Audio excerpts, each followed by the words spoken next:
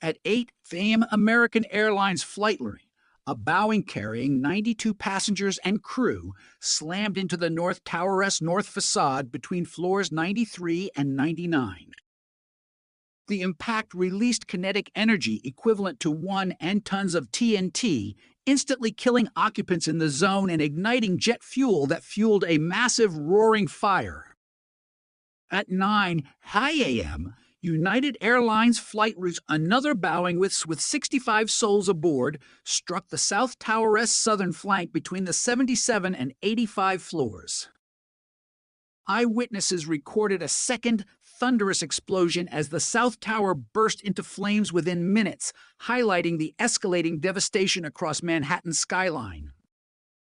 At 9 a.m., American Airlines flight a Boeing bound for Los Angeles with 64 occupants, pierced the Pentagon's western facade, causing extensive structural damage. The impact destroyed sections A and B, collapsed part of the roof, and injured 125 Pentagon staff and service members. At 10 a.m., United Airlines flight 840, a Boeing Weir from Newark to San Francisco carrying 44 passengers, crashed in a Pennsylvania field after passengers fought hijackers. The hijackers had planned to strike either the U.S. Capitol or the White House, but the crew's resistance redirected the aircraft away from Washington. At 9 a.m., the South Tower collapsed in a spectacular free fall, disintegrating minutes after impact and sending a massive dust cloud across lower Manhattan. The North Tower fell at 10 in the 102 minutes post-impact, its implosion generating a thunderous shockwave heard throughout the city. In total, 2,977 lives were lost, including passengers, crew, first responders, and office workers, marking the deadliest terrorist attack on American soil. County firefighters, Port Authority police, and volunteer medics braved falling debris, blocked stairways, and choking smoke to rescue trapped victims. At 8 p.m., President George W. Bush, standing in a Texas classroom, addressed the nation, expressing resolve and gratitude to those responding to the attacks. He stated, "I want to thank all those who responded and are responding for your heroic service," signaling immediate federal commitment to coordinated recovery. At 9 a.m., FASE Commissioner Jane Garvey issued the first nationwide ground stop, halting all flights and rerouting roughly 4,000 aircraft across the country. On October 9, the Department of Defense launched Operation Enduring Freedom, targeting Al-Qa'ida training camps in Afghanistan to dismantle terrorist networks. The Congress passed the authorization for use of military force on September 18, granting the President broad authority to pursue those responsible for the attacks. President Bush signed the USA Patriot Act into law on October's 9, expanding FBI and NSA surveillance powers to monitor potential terrorist activities nationwide. In November, the Department of Homeland Security was created, consolidating 22 federal agencies under a single cabinet-level department to protect borders and aviation.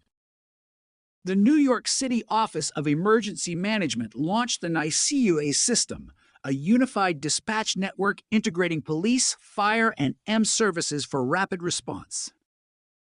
At 8:30 p.m., President George W. Bush addressed the nation from a Texas classroom, promising resolve and honoring the heroes who responded to the attacks.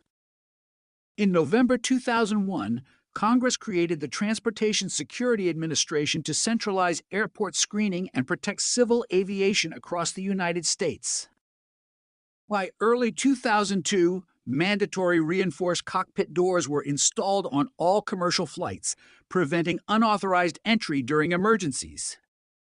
In late 2002, the National Commission on Terrorist Attacks was appointed to investigate the causes and responses to the September 11 attacks.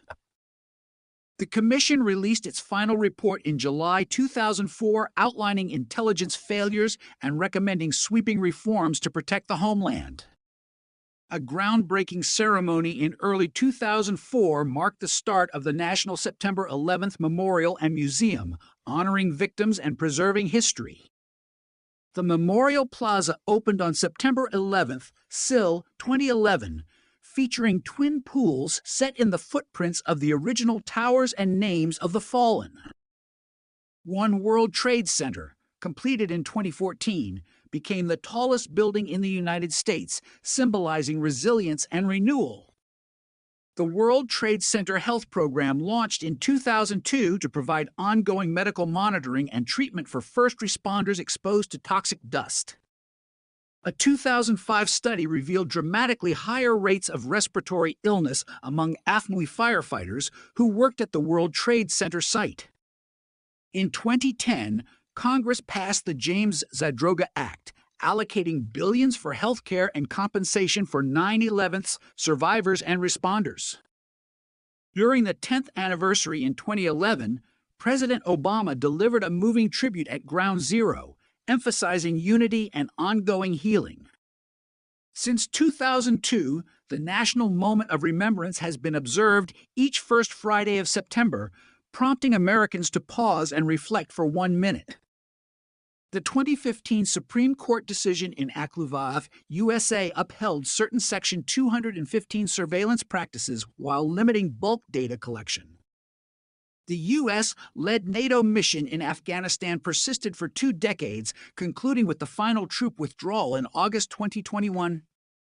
The 2002 National Security Strategy introduced a doctrine of preemptive action, reshaping U.S. foreign policy in the post-9/11 era. FBI reports documented a sharp increase in hate crimes against Muslim Americans between 2001 and 2003, prompting civil rights outreach programs. Films like United 93, 2006, and the series The Looming Tower, 2018, brought the 9/11's narrative to global audiences, shaping cultural memory. On the 20th anniversary in 2021, millions observed a coordinated minute of silence, many joining virtually to honor those lost. Each year, volunteers gather at Ground Zero to plant trees and serve, embodying the enduring spirit of rebuilding and community strength.